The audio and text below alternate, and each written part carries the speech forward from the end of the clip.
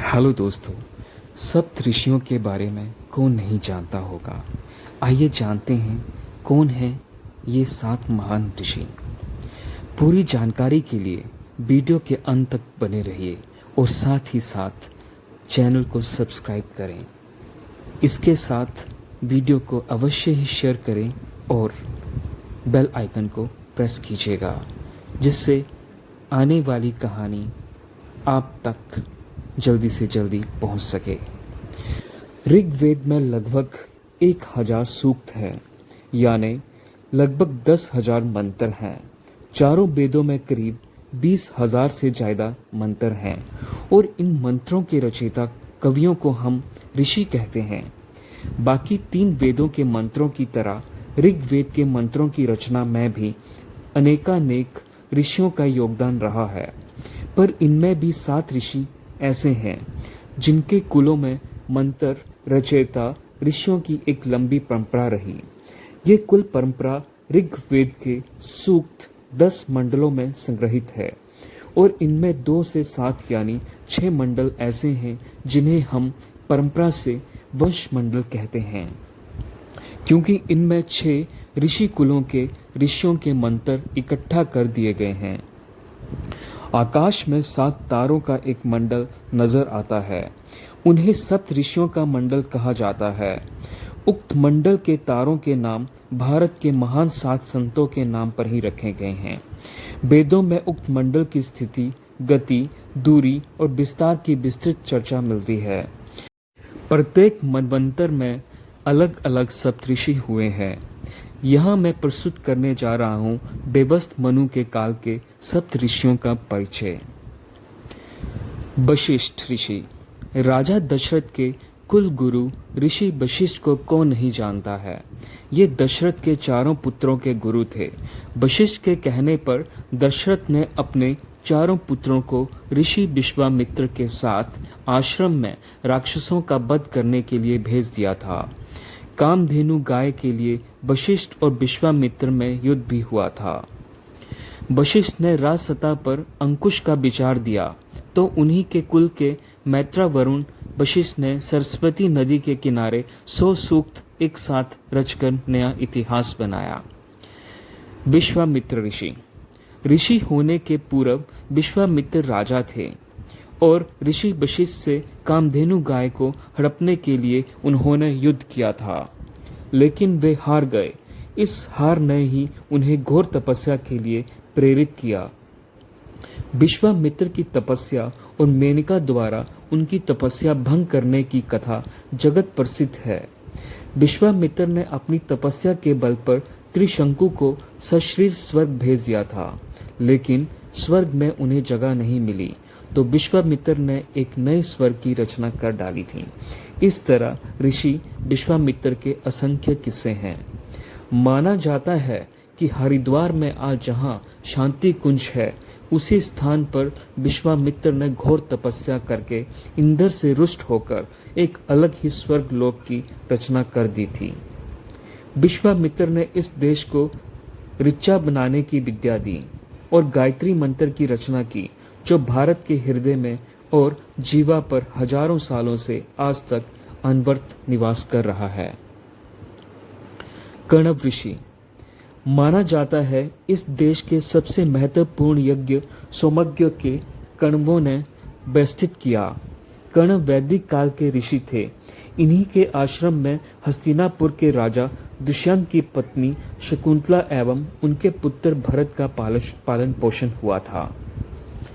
103 सूक्त वाले ऋग्वेद के 8वें मंडल के अधिकांश मंत्र महर्षि कण्व तथा उनके वंशजों तथा गोत्रजों द्वारा दृष्ट हैं। कुछ सूक्तों के अन्य भी दृष्ट ऋषि हैं, किंतु प्राधान्यन व्यपदेशा भवंती के अनुसार महर्षि कण्व अष्टम मंडल के दृष्टा ऋषि कहे गए हैं। इनमें लौकिक ज्ञान विज्ञान तथा अनिष्ट निवारण संबंधी उपयोगी मंत्र हैं। सोनभद्र में जिला मुख्यालय से 8 किलोमीटर की दूरी पर कैमूर श्रृंखला के शीर्ष स्थल पर स्थित कण्व ऋषि की तपस्थली है, जो कंडा कोट नाम से जानी जाती है। उसके बाद भारद्वाज ऋषि के बारे में जानते हैं। वैदिक ऋषियों में भारद्वाज ऋषि का उच्च स्थान है। भारद्वाज के पिता बृहस्पति और माता ममता थीं। भारद्वाज ऋषि राम के पूर्व हुए थे, लेकिन एक उल्लेख अनुसार उनकी लंबी आयु का पता चलता है कि वनवास के समय श्री राम इनके आश्रम में गए थे, जो ऐतिहासिक दृष्टि से त्रेता द्वापर का संधि काल था। माना जाता है कि भारद्वाजों में से एक भारद्वाज विदत्त ने दुष्यंत पुत्र भरत का उत्तराधिकारी बन राजकाज करते हुए मंत्र रचना जारी रखी। ऋषि भारद्वाज के पुत्रों में 10 ऋषि ऋग्वेद के मंत्र दृष्टा हैं और एक पुत्री जिसका नाम रात्रि था। वह भी रात्रि सूक्त की मंत्र दृष्टा मानी गई है। ऋग्वेद के छठे मंडल के दृष्टा भारद्वाज ऋषि हैं। इस मंडल में भारद्वाज के 765 मंत्र हैं। अथर्ववेद में भी भारद्वाज के 23 मंत्र मिलते हैं। भारद्वाज स्मृति एवं भारद्वाज संहिता के रचनाकार भी ऋषि भारद्वाज ही थे।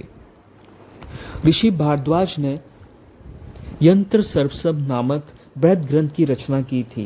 इस ग्रंथ का कुछ भाग स्वामी ब्रह्म मुनि ने विमान शास्त्र के नाम से प्रकाशित कराया है। इस ग्रंथ में उच्च और निम्न स्तर पर विचरने वाले विमानों के लिए विविध धातुओं के निर्माण का वर्णन मिलता है। अत्रि ऋषि ऋग्वेद के पंचम मंडल के दृष्टा महर्षि अत्रि ब्रह्मा के पुत्र, सोम के पिता और कर्दम प्रजाति व देवहूति की पुत्री अनसुया के पति थे। अत्रि जब बाहर गए थे तब त्रिदेव अनसुया के घर ब्राह्मण के वेश में भिक्षा मांगने लगे और अनसुया से कहा कि जब आप अपने संपूर्ण वस्त्र उतार देंगी तभी हम भिक्षा स्वीकार करेंगे। तब अनसुया ने अपने सतीत्व के बल पर उक्त तीनों देवों को अबोध बालक बनाकर उन्हें भिक्षा दी। माता अनसुया ने देवी सीता को पतिव्रत का उपदेश दिया था। अत्रि ऋषि ने इस देश में कृषि के विकास में पृथु और ऋषभ की तरह योगदान दिया। अत्रि लोग ही सिंधु पार करके पारस, आज का ईरान, चले गए थे, जहां उन्होंने यज्ञ का प्रचार किया। अत्रियों के कारण ही अग्नि पूजकों के धर्म पारसी धर्म का सूत्रपात हुआ। अत्रि ऋषि का आश्रम त्रिकुट में था।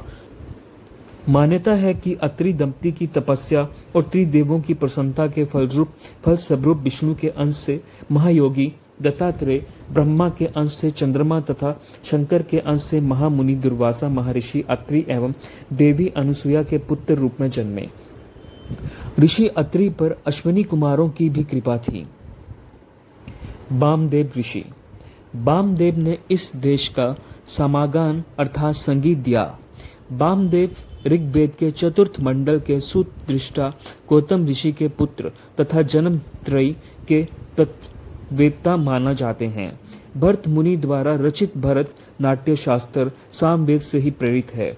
हजारों वर्ष पूर्व लिखे गए सामवेद में संगीत और वाद्य यंत्रों की संपूर्ण जानकारी मिलती है। वामदेव जब माँ के गर्भ में थे तभी से उन्हें अपने पूर्व जन्म आदि का ज्ञान हो गया था। उन्होंने सोचा, माँ की योनि से तो सभी जन्म लेते हैं और ये कष्टकर है, अतः माँ के पेट फाड़कर बाहर निकलना चाहिए। वामदेव की माँ को इसका आभास हो गया, अतः उसने अपने जीवन को संकट में पड़ा जानकर देवी अदिति से रक्षा की कामना की। तब वामदेव ने इंद्र को अपने समस्त ज्ञान का परिचय देकर योग से शयन पक्षी का रूप धारण किया तथा अपनी माता के उदर से बिना कष्ट दिए बाहर निकल आए। सप्तऋषि शौनक ने इस 10,000 विद्यार्थियों के गुरुकुल को चलाकर कुलपति का विलक्षण सम्मान हासिल किया और किसी भी ऋषि ने ऐसा सम्मान पहली बार हासिल किया। वैदिक आचार्य और ऋषि जो शुनक ऋषि के पुत्र थे, फिर से बताएं तो वशिष्ठ, विश्वामित्र, कर्ण, भरद्वाज, अत्रि, वामदेव और शौनक ये हैं वे 7 ऋषि जिन्होंने इस देश को इतना कुछ दे डाला कि कृतज्ञ देश ने इन्हें आकाश के तारामंडल में बिठाकर एक ऐसा अमरतब दे दिया कि सप्तऋषि शब्द सुनते ही हमारी कल्पना आकाश के तारामंडलों पर टिक जाती है। इसके अलावा मान्यता है कि अगस्त्य, कश्यप, अष्टावक्र, याज्ञवल्क्य, कात्यायन, ऐत्रेय, कपिल, जैमिनी, गौतम आदि सभी ऋषि उक्त 7 ऋषियों को कुल के होने के कारण इन्हें भी वही दर्जा प्राप्त है। वेदों के अध्ययन करने पर जिन सात ऋषियों या ऋषि कुल के नामों का पता चलता है वह नाम क्रमशः इस प्रकार हैं: वशिष्ठ, विश्वामित्र, कण्व, भारद्वाज, अत्रि, वामदेव और शौनक। पुराणों में सप्तऋषि के नाम पर भिन्न भिन्न नामावली मिलती है। विष्णु पुराण अनुसार इस मनवंतर के सप्तऋषि इस प्रकार हैं: वशिष्ठ, काश्यपो, यात्री, जरम, दग्नि, सुगोत, विश्वामित्र, भारद्वाजो, सप्त ऋषियों भवन। अर्थात सातवें मनवंतर में सप्त ऋषि इस प्रकार हैं: वशिष्ठ, कश्यप, अत्रि, जम, दगिनी, गौतम, विश्वामित्र और भारद्वाज। इसके अलावा पुराणों की अन्य नामावली इस प्रकार है। ये क्रमशः केतु, पुलह, पुलस्त्य, अत्रि, अंगिरा, वशिष्ठ तथा मारीची हैं। धन्यवाद दोस्तों।